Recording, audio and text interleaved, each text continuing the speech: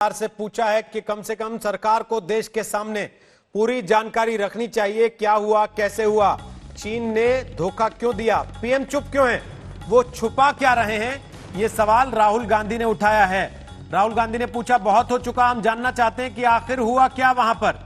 अब से थोड़ी देर पहले राहुल गांधी ने ट्वीट किया है, उन्होंने लिखा, चीन हमारे सैनिकों को मारने की हिम्मत कैसे कर सकता है, हमारी जमीन पर कब्जा करने की हिम्मत चीन कैसे कर सकता है, यह सवाल राहुल गांधी ने उठाया है। और ऐसा ही सवाल संजय राउत की तरफ से भी उठाया गया है, शिवसेना के नेता। उन्होंने लिखा है, चीन की मुंहजोरी को करारा जवाब कब मिलेगा, बिना गोली चले हमारे 20 जवान शहीद हो गए, हमने क्या किया, चीन के कितने जवान मारे गए, चीन हमारी जमीन पर क्या घुस गया है। प्रधानमंत्री जी, संघर्ष की घड़ी में देश आपके साथ है, लेकिन सच क्या है, कुछ तो बोलो, देश सच जानना चाहता है। जय हिंद। ये शिवसेना के नेता संजय राउत का ट्वीट है अब से कुछ देर पहले। संकट की इस घड़ी में भी, जब सीमाओं पर तनाव लगातार बरकरार है, राजनीतिक बयानबाजी पूरे चरम पर है। हम आपको सुनवाते हैं कांग्रेस बीजेपी में किस तरीके से बयानों के बम एक दूसरे पर चल रहे हैं।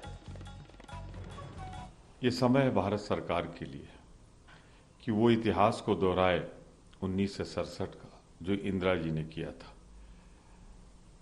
नाथुला पे और दूसरे एक स्थल पे, जहां 340 चीनी सैनिक मारे गए थे और 450 घायल हुए थे, और हमने अपना क्षेत्र भी वापस लिया था।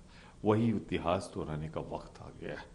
हमें एलएसी के इस पार आए हुए चीनियों को हटाना है, और जो उस रास्ते में बाधा पड़े उससे उसी ढंग से मिलना है जिस ढंग से मिलना चाहिए।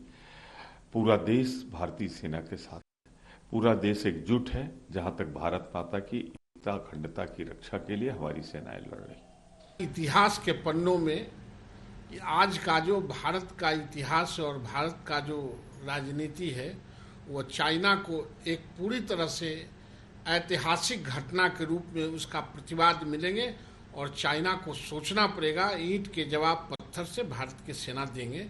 उनको वह आंख में धूल झोंक सकता है, वो पीठ पर वार कर सकता है, वो सामने लड़ नहीं सकता है, और सामने लड़ने का परिणाम चाइना को पता चलेगा।